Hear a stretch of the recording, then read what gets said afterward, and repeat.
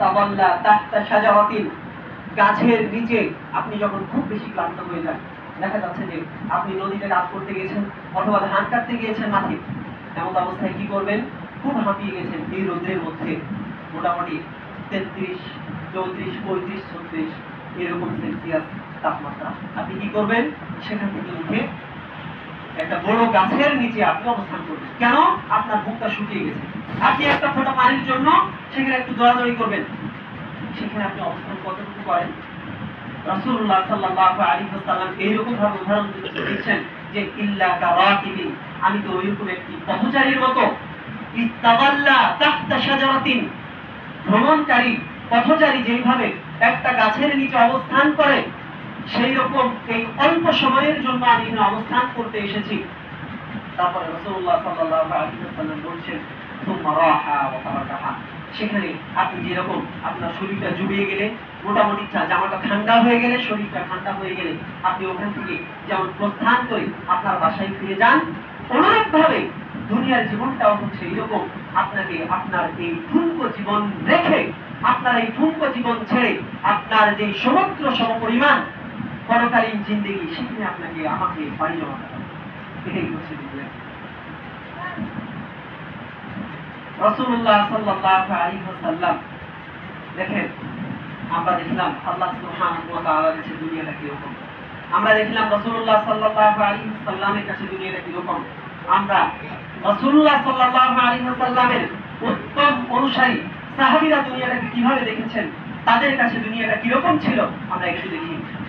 রাসূলুল্লাহ সাল্লাল্লাহু আলাইহি ওয়াসাল্লামের প্রখ্যাত সাহাবী খাব্বাব ইবনে আরত রাদিয়াল্লাহু আনহু বলছেন যে একদিন উহুদ যুদ্ধে মুসআব ইবনে উমাইর রাদিয়াল্লাহু আনহু শহীদ হলেন। মুসআব ইবনে উমাইর রাদিয়াল্লাহু আনহু শহীদ হলেন উহুদ যুদ্ধে। শহীদ হওয়ার পর রাসূলুল্লাহ সাল্লাল্লাহু আলাইহি ওয়াসাল্লাম বলছেন যে ইনার জানাজা সম্পন্ন করতে হবে।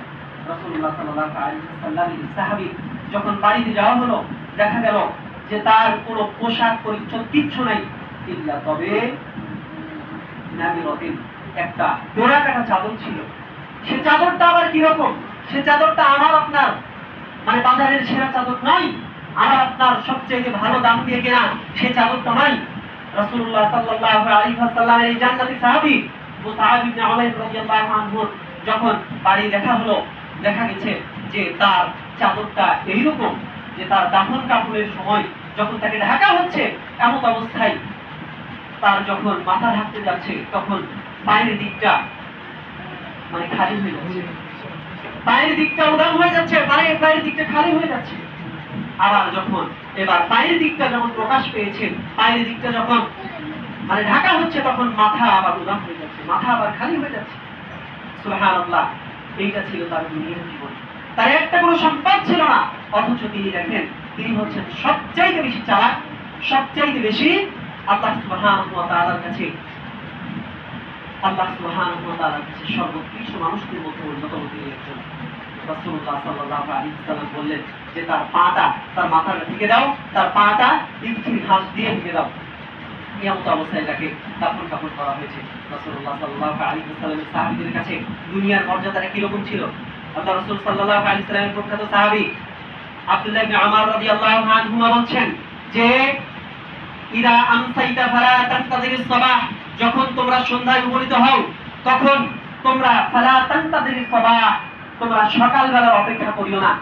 ওয়া ইদা আসবাহতা, আর যখন তোমরা সকালবেলা যখন জাগ্রত হও তখন ফালা তানতাযিরিল মাসা, তখন তোমরা সন্ধ্যার জন্য অপেক্ষা করো না। কথা বুঝলেন? রাসূলুল্লাহ সাল্লাল্লাহু আলাইহি ওয়াসাল্লাম সাহাবী বলছেন যে তোমরা যখন সন্ধ্যার উপনীত হও তখন সকালের জন্য তোমরা কোনো কাজ রাখিও না, ভালো কাজ আমি সকালবেলা হইলে তারপরে কি করবো, সালাত আদায় শুরু করবো, ফজরের সময় সালাত আদায় করবো। আপনাকে বলা হয়েছে মাগরিবের সময়, ঈশার সময় যে আপনি একটু সালাত আদায় করেন, আপনি বলছেন ভাই ইনশাআল্লাহ ফজর থেকে ধরবো, আমি কখন থেকে ধরবো, ফজর থেকে ধরবো।